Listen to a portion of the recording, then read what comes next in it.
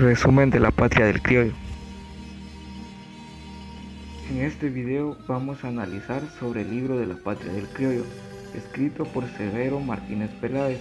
Es un libro que deberíamos de leer todos los guatemaltecos porque en él nos indica todos los sufrimientos y las violaciones de derechos humanos que sufrieron nuestros pueblos indígenas a manos de los conquistadores, que no se tentaron el corazón arrasando con pueblos enteros.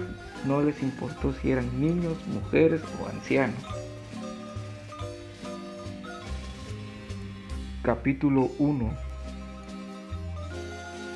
En la ciudad de Santiago de Guatemala, en el año de 1651, fue sacudida por un terremoto, por lo cual las iglesias se llenaron de personas confesando sus faltas. En este capítulo nos narra sobre un criollo llamado Francisco Antonio de Fuentes y Guzmán, el cual ocupó por varios años el puesto de regidor en el Ayuntamiento de Guatemala.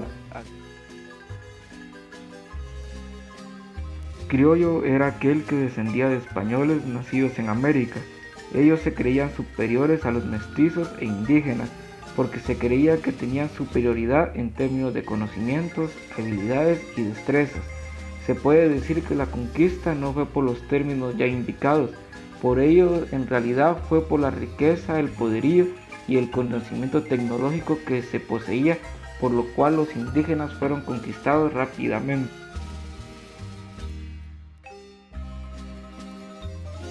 Capítulo 2.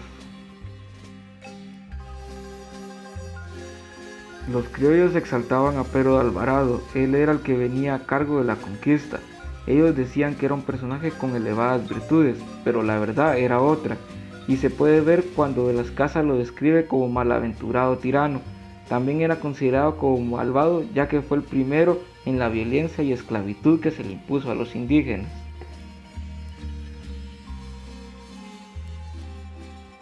La encomienda y el repartimiento fueron los medios de la corona para controlar las colonias americanas.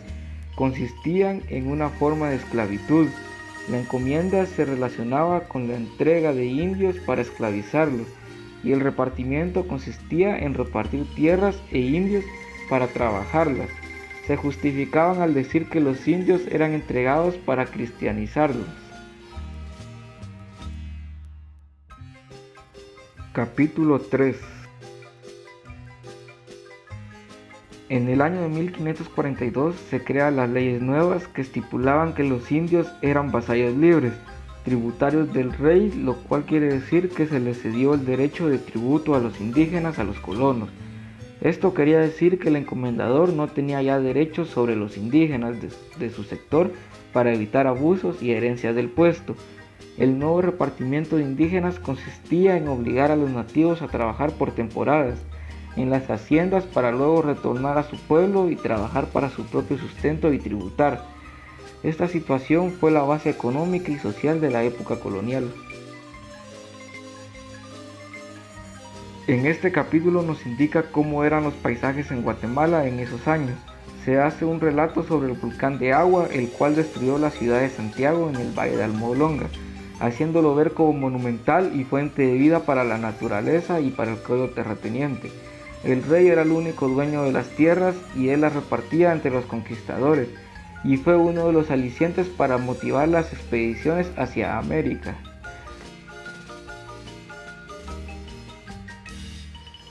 Capítulo 5.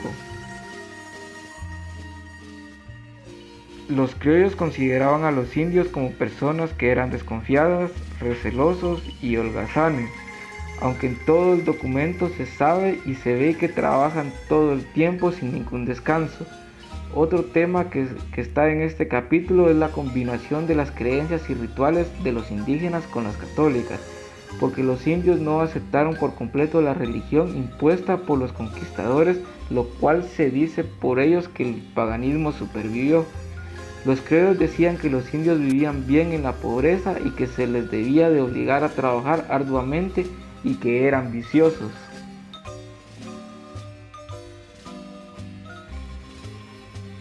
Capítulo 6. En este capítulo ya se indica sobre las clases sociales que nacieron en la época de la conquista y de la colonia. Los primeros mestizos nacieron justo luego de la conquista, producto del rapto y violación de las mujeres. Estos no eran siervos como los indios, pertenecían a la capa media baja que debía buscar trabajo.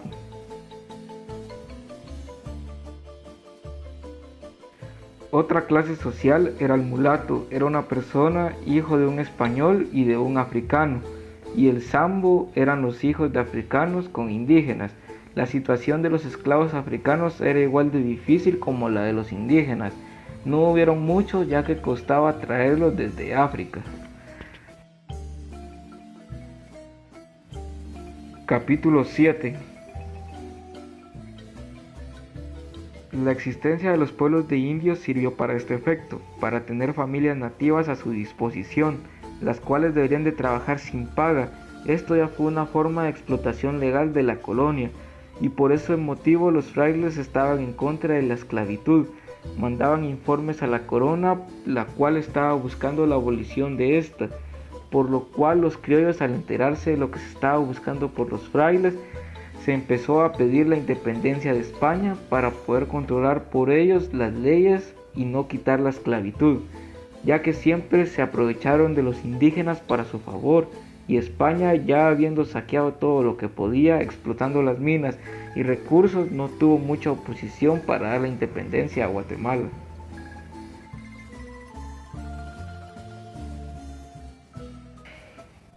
Capítulo 8. En este último capítulo se pregunta cuánto ha superado el esquema social colonial, pero la verdad es que no se ha superado por completo, ya que la mitad de la población en Guatemala es indígena y todavía existen los terratenientes. Apenas en 1945 se abolió el trabajo forzoso, todavía se violan los derechos fundamentales a los indígenas, por eso se dice que Guatemala es considerado un país subdesarrollado.